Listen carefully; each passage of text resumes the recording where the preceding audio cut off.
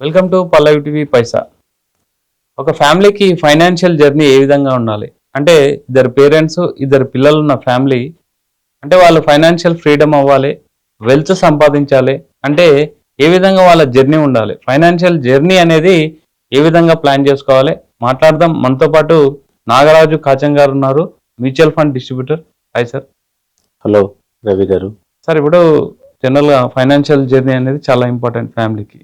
ఒక family financial freedom అవ్వాలన్నా, wealth create చేయాలన్నా ఏ విధంగా ఉండాలి? అంతకన్నా ముందు మీ జర్నీ ఒకసారి చెప్పండి సార్. అంటే ఏ విధంగా మీరు ఒక ఐటీ నుంచి ఫైనాన్షియల్ సైడ్ రావడానికి మెయిన్ ట్రిగర్ చేసిన పాయింట్ ఏంటి? ఓకే, సో నేను ఇంజనీరింగ్ ఓయూ క్యాంపస్ ఇంజనీరింగ్ తర్వాత ఐటీలో జాయిన్ అయినా. కానీ ఫస్ట్ ఇయర్ నా కెరీర్ స్టార్ట్ అయినప్పుడే అప్పుడే ఒక టీసీఎస్ ఐపీఓ వచ్చింది. అప్పుడు డిమాట్ అకౌంట్ అప్పుడే ఓపెన్ చేసుకున్నాము. సో ఇన్వెస్ట్మెంట్ జర్నీ అప్పటి నుంచి ఉంది. ఫైనాన్షియల్ ఇన్వెస్ట్మెంట్స్ అనేది చిన్నప్పటి నుంచి కూడా ఇంట్రెస్ట్, అది కూడా కంటిన్యూ అయింది. కాబట్టి కొన్ని సర్టిఫికేషన్స్, రిలేటెడ్ సర్టిఫికేషన్స్ చేసి తర్వాత రిజిస్ట్రేషన్ అవన్నీ చేసుకొని ఇటు కంప్లీట్ గా మూవ్ అయిపోయినాము. ఇప్పుడు complete financial adviser. Complete wealth management, ఫ్యామిలీకి, ఒక ఇండివిజువల్ కి, ఫ్యామిలీకి, కొన్ని కంపెనీస్ కి కూడా వాళ్ళ ట్రెజరీ మేనేజ్మెంట్ ఎట్లా ఇవన్నీ మనం చేయొచ్చు. ఓన్లీ సెబీ అప్రూవ్డ్ ఇన్వెస్ట్మెంట్స్ మాత్రమే మనం సొల్యూషన్స్ అడ్వైజ్ చేస్తాం. ఓకే, ఇప్పుడు మనం ఇంతకుముందు మాట్లాడుకున్నట్టు ఫైనాన్షియల్ జర్నీ ఏ విధంగా ఉండాలి? ఒక 4 మెంబర్స్ ఉన్నారు, ఇద్దరు పేరెంట్స్, ఒక బాబు ఒక పాప. 4 మెంబర్స్ కి ఫైనాన్షియల్ జర్నీ ఉండాల్సిన మెయిన్ థింగ్స్ ఏంటి, ఏ విధంగా ప్లాన్ చేసుకోవాలి? ఓకే, సో ఇది మంచి క్వశ్చన్. ఏమవుతుందంటే దీన్ని కవర్ చేసినప్పుడు మనకు అన్ని ఆస్పెక్ట్స్ కవర్ అయిపోతాయి. అయితే దీంట్లో ఒక టిపికల్ గా ఒక 32 year old husband, 30 year old wife and 2 kids అట్లా అనుకుంటే కనుక, సో ఇట్లా టిపికల్ గా ఇట్లాంటి ఉన్న ఫ్యామిలీకి రిక్వైర్మెంట్స్ ఏముంటాయి? ఫైనాన్షియల్ రిక్వైర్మెంట్స్, పిల్లల ఎడ్యుకేషన్ ఉంటుంది, తర్వాత పిల్లల వెడ్డింగ్ అని ఉంటుంది, వీళ్ళకి ఒక ఇల్లు కొనుక్కునేది ఉంటుంది, డ్రీమ్ హోమ్, ఒక మంచి కార్, షార్ట్ టర్మ్ గోల్స్ వస్తే రెగ్యులర్ గా కొన్ని అకేషన్స్ ఉంటాయి, ఫ్యామిలీ అకేషన్స్, లేకపోతే ఒక కార్ అని, లేకపోతే ట్రావెల్స్ అని ఇవి ఉంటాయి. సో వీటన్నిటిని ఎట్లా మీట్ అవ్వాలి? అట్లా కొంతమందికి పేరెంటల్ సైడ్ రెస్పాన్సిబిలిటీస్ ఉంటాయి, ఫ్యామిలీ రెస్పాన్సిబిలిటీస్ ఉంటాయి. మళ్ళీ కానీ అందరు ఎక్కువగా ఇగ్నోర్ చేసేది ఏంటి అంటే రిటైర్మెంట్. సో రిటైర్మెంట్ అనేది ఎవరికి కనిపించదు, మిగతావన్నీ కనిపిస్తుంటే పొద్దున్న లేస్తే రిక్వైర్మెంట్స్, స్కూల్ అని, లేకపోతే ఇవన్నీ, రిటైర్మెంట్ అనేది కనిపించదు. ప్రతి మనిషి లైఫ్ లో రిటైర్మెంట్ అన్నిటికన్నా పెద్ద ఎక్స్పెన్స్. ఇంకొకటి ఏంటంటే రిటైర్మెంట్ కి ఎవరు లోన్ ఇవ్వరు మనకి. మిగతా వాటన్నిటికీ మన క్యాష్ బ్యాలెన్స్ చూసి దాన్ని చూసి లోన్ ఇస్తారు, కానీ రిటైర్మెంట్ కి ఎవరు లోన్ ఇవ్వరు. సో ఒక ఫ్యామిలీ ఫైనాన్షియల్ ప్లానింగ్ చేయాలి అంటే మనం వాళ్ళ రిక్వైర్మెంట్, మన ఏజ్ ఏంటి, మనకున్న అసెట్స్, లయబిలిటీస్ ఏంటి, మన కరెంట్ క్యాష్ ఫ్లోస్ ఏంటి. ఫైనాన్షియల్ ప్లాన్ అనేది ఫస్ట్ నా మైండ్ లోకి రావాల్సిన ఫస్ట్ పాయింట్ ఏంటి?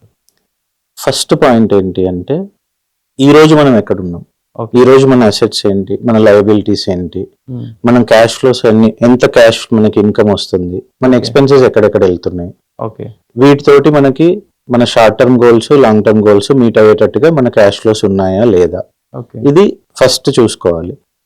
తర్వాత వచ్చిన తర్వాత ఎక్కడ ఇన్వెస్ట్ చేయాలి, దేనికోసం ఇన్వెస్ట్ చేయాలి, ఎన్ని రోజుల కోసం ఇన్వెస్ట్ చేయాలి అనేది తర్వాత పాయింట్. ఫస్ట్ అసలు మనం ఎక్కడ ఉన్నాం అనేది మనం తెలియాలి. అది సో ఇప్పుడు అంటే మనం జనరల్ శాలరీ వస్తుంది మనకి, అంటే మనం ఫస్ట్ తీసుకోవాల్సిన ఒక ఇన్సూరెన్స్ లేకపోతే ఏ విధమైన ప్లాన్ ఉండాలి? మీరు అన్నట్టు ఫైనాన్షియల్ జర్నీలో ఇది స్టార్టింగ్ ఉండాలి, దీని తర్వాత ఈ స్టెప్ ఉండాలి అంటే ఫస్ట్ స్టెప్ ఏం చెప్తారు? ఫస్ట్ స్టెప్ వచ్చేసి ఇప్పుడు ఉన్న సిచ్యువేషన్ లో, బిజినెస్ లో ఉన్న, ప్రొఫెషన్ లో ఉన్న, జాబ్ లో ఉన్న, లైఫ్, కెరీర్ రెండు అన్సర్టైన్ అయిపోయినాయి అందరికి. సో కెరీర్ అన్సర్టెనిటీ ఏంటి, కెరీర్ కి ఏమైనా ఇబ్బంది వస్తే క్యాష్ ఫ్లోస్ ఇబ్బంది అవుతాయి. సో దీనికి ఫస్ట్ ఏం చేయాలి అంటే మన ఫ్యామిలీ సిచ్యువేషన్ బట్టి 6 months 1 year ఎక్స్పెన్సెస్ కంపల్సరీగా ఒక ఎమర్జెన్సీ ఫండ్ పెట్టుకోవాలి. సో ఇది ఎట్లా అంటే 100% లిక్విడ్ ఉండాలి. ఇది సేవింగ్స్ అకౌంట్ లో పెట్టుకుంటారా, లేకపోతే సేవింగ్స్ అకౌంట్ లో తక్కువ గ్రోత్ వస్తుంది అని చెప్పి దాన్ని తీసుకెళ్ళి క్యాలిక్యులేషన్స్ ఏ విధంగా ఉండాలంటే మనకు వచ్చే ఇన్కమ్ నా ఓవరాల్ గా ఎట్లా చూసుకోవాలి? ఎమర్జెన్సీ ఫండ్ అంటే ఏంటి అంటే మనకి క్యాష్ ఫ్లో ఛాలెంజ్ వస్తే మనం ప్రశాంతంగా ఒక 6 months 1 year లో మళ్ళీ మనం బ్యాక్ రాగలుగుతాం కొంచెం ఎఫర్ట్ పెడితే. ఇంత లోపల మనకి మెంటల్ స్ట్రెస్ ఉండొద్దు. ఫ్యామిలీలో ఫైనాన్షియల్ స్ట్రెస్ ఉండొద్దు అంటే ఫ్యామిలీ రన్ అవ్వాలంటే లెట్స్ సే ఈ రోజు ఫ్యామిలీ రన్ అవ్వాలంటే 50,000 per month అవుతుంది. సో 6 months అంటే 50 into 6 3 lakhs. ఈ 3 lakhs అనేది ఎమర్జెన్సీ ఫండ్ మనం ఎక్కడ పెట్టుకోవాలి? సేవింగ్స్ అకౌంట్ లో పెట్టుకుంటామా, లేకపోతే బెటర్ గా వచ్చేటట్టుగా ఎఫ్డీలో పెట్టుకుంటామా, ఆర్బిట్రాజ్ ఫండ్ లో పెట్టుకుంటామా, లిక్విడ్ ఫండ్స్ లో పెట్టుకుంటామా, ఎక్కడ పెడతాం అనేది ఇమ్మెటీరియల్ దీనికి. ఎందుకంటే చాలా మంది ఎమర్జెన్సీ ఫండ్ లిక్విడ్ ఫండ్ లో సజెస్ట్ చేస్తారు, కరెక్ట్. అది అట్లా లిక్విడ్ ఫండ్స్ లో పెట్టుకోవచ్చు, ఎఫ్డీలో పెట్టుకోవచ్చు. కానీ మేజర్ డెసిషన్ ఏంటి అంటే ఎమర్జెన్సీ ఫండ్ ఉంచుకోవడం అనేది మేజర్ డెసిషన్. ఎందుకంటే దీని మీద మనం గ్రోత్ కోసం టార్గెట్ చేయట్లేదు. వచ్చిన తర్వాత దీన్ని లిక్విడ్ ఫండ్ లో పెట్టుకోవచ్చు, ఆర్బిట్రాజ్ ఫండ్స్ అని ఉంటాయి మ్యూచువల్ ఫండ్స్ లో. అక్కడ ఏంటంటే ఈక్విటీ టాక్సేషన్ అప్లికేబుల్ అవుతుంది. ఎమర్జెన్సీ ఫండ్ మనకి ఫార్చునేట్లీ మనకి అవసరం రాలేదు, 1 year 2 years కూడా దాన్ని టచ్ చేయలేదు, అప్పుడు ఈక్విటీ టాక్సేషన్ ఉంటుంది కాబట్టి అక్కడ బెటర్ గ్రోత్ వచ్చే ఛాన్స్ కూడా ఉంటది. అట్లా ఎమర్జెన్సీ ఫండ్ పెట్టుకున్నాం ఒక 6 months. What next? తర్వాత ఏంటి అంటే career uncertainty, cash flows uncertainty emergency fund solve చేసింది. తర్వాత లైఫ్ అన్సర్టనిటీ, ఎర్నింగ్ మెంబర్ కి ఏదైనా రిస్క్ అయితే అప్పుడు ఫ్యామిలీ సర్వైవల్ ఎలా. సో దానికోసం ఏంటి అంటే కంపల్సరీగా టర్మ్ ఇన్సూరెన్స్ అనేది లైఫ్ కి ఇన్సూరెన్స్ తీసుకోవాలి. ఎర్నింగ్ మెంబర్ ఎవరు ఉంటే ఫ్యామిలీలో దానికి 2 రకాలుగా చూసుకోవచ్చు. పర్సనల్లీ నేనైతే ఇట్లా సజెస్ట్ చేస్తాను నా క్లయింట్స్ కి. ఒకటేమో 10 times of annual earnings plus any liabilities, ఏదైనా అప్పులు ఉంటే లోన్స్ ఉండొచ్చు ఏదైనా, మైనస్ లిక్విడ్ అసెట్స్. సార్ ఇప్పుడు నాది 1 lakh per month, నేను ఎంత టర్మ్ పాలసీ తీసుకోవాలి? అదే అయితే 1 lakh మీకు నెలకి ఇన్కమ్ అంటే yearly 12 lakhs. 12 into 10 1.2 crores. Plus మీకు ఏదైనా లోన్స్ ఉన్నాయా, ప్లస్ అది లెట్స్ సే మీకు ఒక హోమ్ లోన్ ఉంది 50 lakhs అనుకుందాం, 1.2 crores plus 50 lakhs 1.7 crores, minus మీ దగ్గర ఆల్రెడీ ఏమైనా లిక్విడ్ అసెట్స్ ఉన్నాయనుకోండి, అప్పుడు దాన్ని తీసుకోవచ్చు. ఇది ఒక వే. లేదంటే మీకు యంగెస్ట్ డిపెండెంట్ ఎవరు, మీ పైన ఫైనాన్షియల్ గా యంగెస్ట్ డిపెండెంట్ ఎవరు, మీ అబ్బాయా పాపనా ఎవరు, వాళ్ళు సెల్ఫ్ సఫిషియెంట్ అయ్యేంత వరకు ఎంత ఎక్స్పెన్స్ అవ్వచ్చు ఫ్యామిలీకి.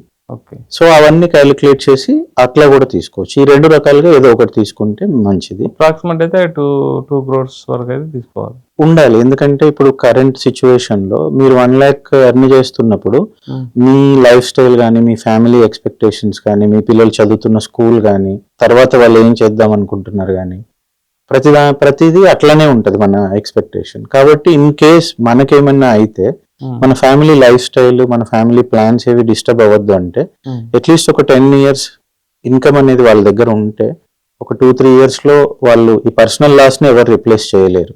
కానీ అట్లీస్ట్ ఒక 2-3 years లో వాళ్ళు they can stand on their own, ఏదో ఒక రకంగా చూసుకుంటారు. అందుకని ఇది కంపల్సరీగా ఉండాలి. మనం ఎమర్జెన్సీ ఫండ్ పెట్టుకున్నాం, తర్వాత టర్మ్ పాలసీ తీసుకున్నాం, తర్వాత నెక్స్ట్ హెల్త్ ఇన్సూరెన్స్. ఇప్పుడున్న సిచ్యువేషన్ లో హెల్త్ కూడా చాలా కాస్ట్లీ, కాబట్టి హెల్త్ కూడా కంపల్సరీగా అట్లీస్ట్ మెట్రో సిటీస్ లో ఉండే వాళ్ళు per head in the family 10 to 15 lakhs health insurance compulsory coverage ఉంచుకోవాలి.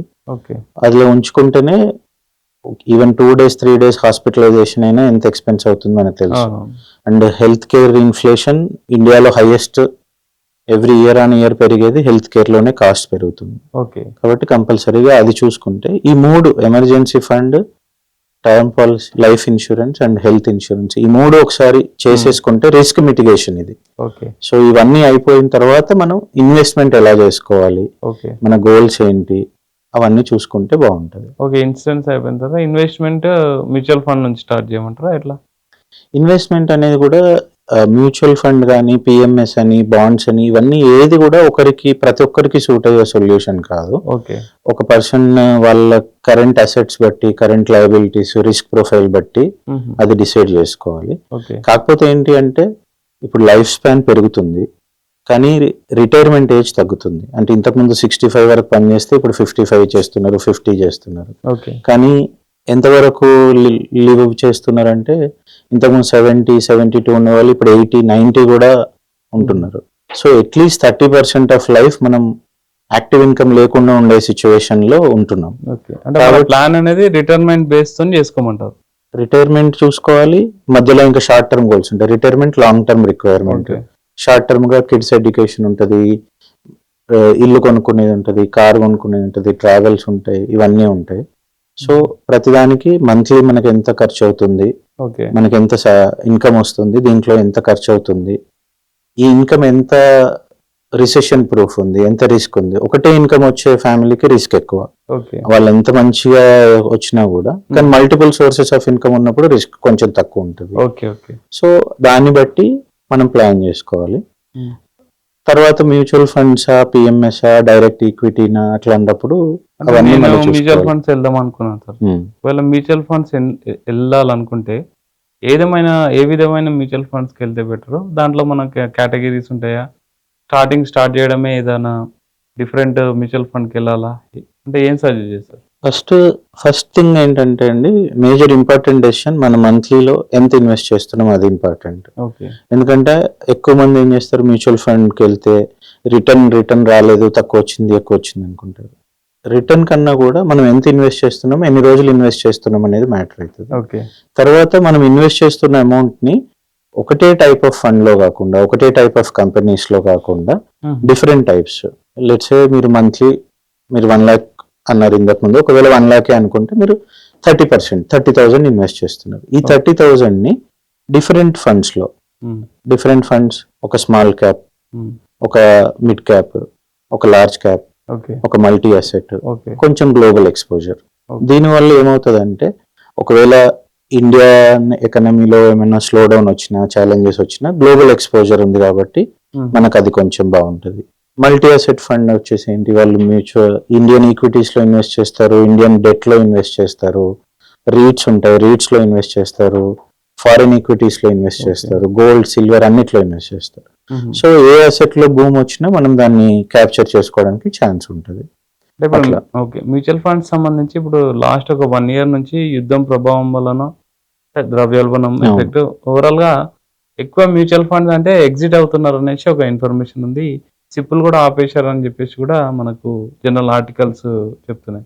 అంటే అలాంటి వాళ్ళకి ఏం చెప్తారు సార్ మీరు? అంటే ప్రజెంట్ యుద్ధం యొక్క ప్రభావం వలన, లేకపోతే రియల్ గా కూడా క్రైసిస్ అలా ఉందా?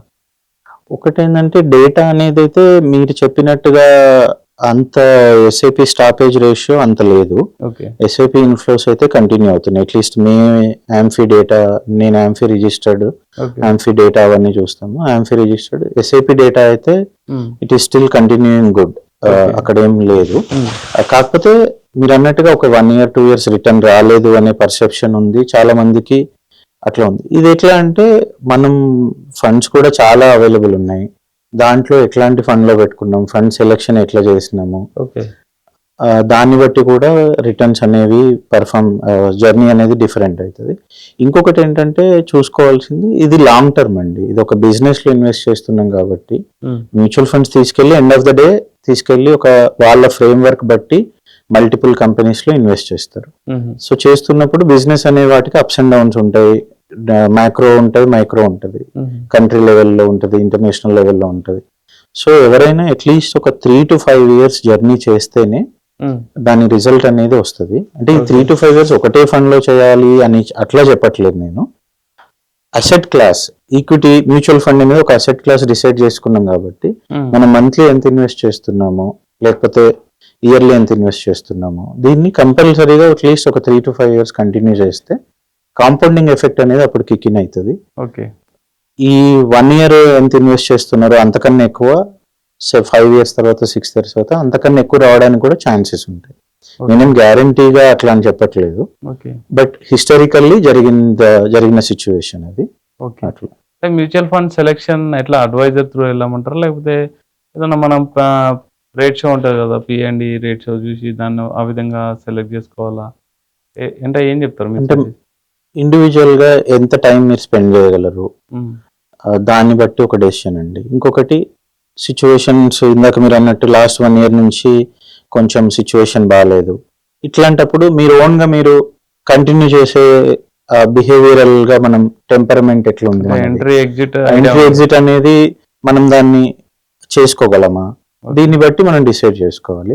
బట్ ఇప్పుడు ఏంటి అంటే, ప్రతిదానికి ఇప్పుడు యోగా ఉంది, జిమ్ ఉంది, ఒక కార్ రిపేర్ ఉంది, డాక్టర్స్ ఉన్నారు. ప్రతిదీ మనం ఇంట్లో కూర్చొని యూట్యూబ్ లో చూసి లేకపోతే పేపర్ చదివి చేసుకోవచ్చు. అవును. కానీ ఎంతమంది చేయగలుగుతారు? డైలీ ఎక్సర్సైజ్ చేస్తే మంచిది, ఎంతమంది చేయగలుగుతారు? చేయలేరు.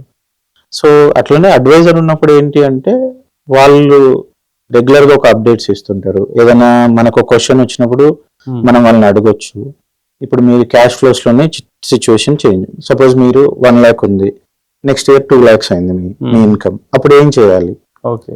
అనేది మీరు ఒక డిస్కస్ చేయొచ్చు. లేకపోతే 2-3 ఆప్షన్స్ ఉన్నాయి మీ దగ్గర, ఇది మీరు ఎలా ఎవాల్యుయేట్ చేస్తారు? సో ఇది కూడా ఒక మంచి ప్రూవెన్ డిస్ట్రిబ్యూటర్ తోటి అట్లా వెళ్తే మంచిగా ఉంటది. కాకపోతే దాంట్లో సెలెక్షన్ ఆఫ్ అది కూడా ఇంపార్టెంట్.